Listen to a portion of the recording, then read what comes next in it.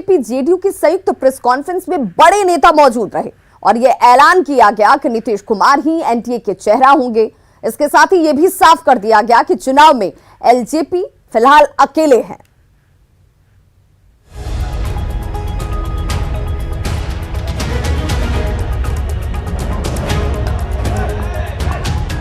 कई दिनों से एनडीए में सीट शेयरिंग को लेकर कयास लगाए जा रहे थे, लेकिन मंगलवार की शाम एनडीए प्रेस कॉन्फ्रेंस में सीट शेयरिंग का फॉर्मूला साफ हो गया।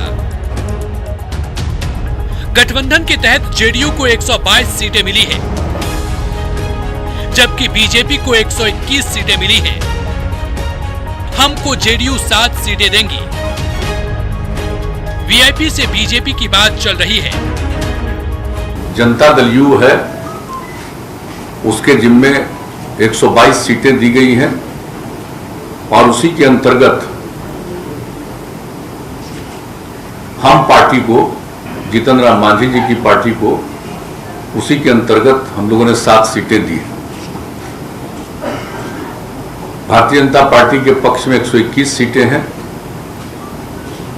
और उसी के अंतर्गत इन लोगों की बातचीत, जो इन्होंने बताया कि अंतिम चरण है विकासशील इंसान पार्टी के साथ, उसी के अंतर्गत उनको सीटें देंगी।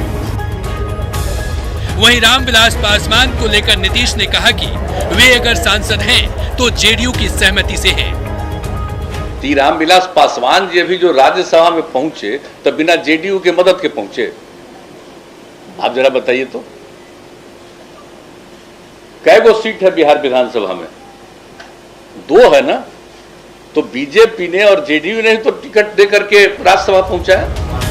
सबसे बड़ी बात कि एलजेपी और बीजेपी को लेकर तरह तरह की चल रही चर्चाओं पर भी विराम लग गया है। बीजेपी प्रदेश अध्यक्ष ने साफ कह दिया है कि एनडीए में वही दल रहेंगे जो नीतीश कुमार का नेतृत्व स्वीकार करेंगे। वहीं सुशील मोदी ने यह भी बता दिया कि पीएम की तस्वीर वही 4 दल इस्तेमाल कर सकते हैं जो कि वर्तमान में एनडीए में हैं। लोजपा हमारे सहयोगी थे, किंतु बिहार में भाजपा और जेडीयू का जो गठबंधन है उसमें श्री नीतीश कुमार जी ही हमारे गठबंधन के चेहरे हैं। इसमें कोई भ्रम नहीं है। तो हम लोग आवश्यकता पड़ेगी तो चुनाव आयोग को ये लिख कर देंगे कि ये जो 4 दल मिलकर चुनाव लड़ रहे हैं, यही लोग केवल प्रधानमंत्री के चित्र का इस्तेमाल कर सकते हैं।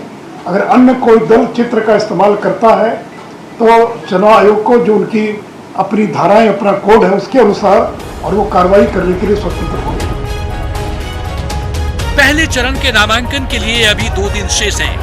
इससे पहले ही एनडीए ने चुनाव से पहले की सबसे बड़ी प्रेस कॉन्फ्रेंस की, जिसमें तस्वीरें साफ कर दी। बदले परिदृश्य में आगे क्या होगा, इसको लेकर कई सवाल हैं। लेकिन सबसे बड़ा सवाल है कि चिराग पासवान अब क्या करेंगे। जाहिर है बिहार की सियासत में इसका इंतजार रहेगा। न्यूज 18 के लिए पटना से रवि एस नारायण और साकेत के साथ दिवाकर तिवारी की रिपोर्ट।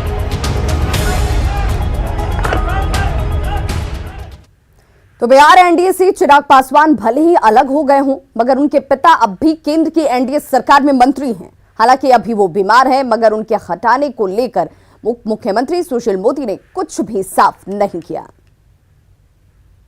बिहार के अंदर एनडीए में वही रहेगा जो नीतीश जी को बिहार एनडीए का नेता स्वीकार करेगा। और इस चुनाव में भारतीय जनता पार्टी ने नीतीश कुमार जी को मुख्यमंत्री का उम्मीदवार घोषित किया है।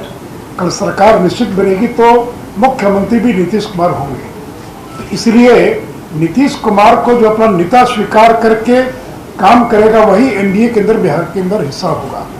और अविनाश जी तो केंद्र में मंत्री हैं ही, वो केंद्र में मंत्री अस्वस्थ हैं वो। और जैसा भी कहा डॉक्टर संजय जायसवाल जी ने कि अगर वो स्वस्थ होते तो शायद आज ये स्थिति पैदा नहीं होती। इसलिए कोई इफ एंड बट का सवाल नहीं है।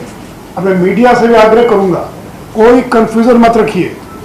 ये ऐसा गठबंधन है और आज का संबंध नहीं है। 96 से लेकर आज तक बीच के कुछ 2-3 वर्षों के कार्यकाल को छोड़ दें, इतना लंबा अनुभव और कार्यकाल हम लोग का रहा है।